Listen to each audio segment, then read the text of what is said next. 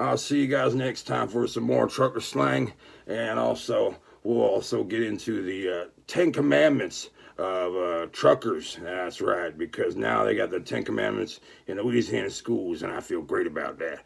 The 10 Commandments of truckers, well, one of them is, thou shalt not take a poop in another man's truck. That's one of them, all right? So I'll give you 9 more the next time on Trucker T-Boy. Might get down like this. Never know what you gonna get. Sometimes I'm naked, oh, sometimes I'm not. Now I'll get one of you get a cum shot.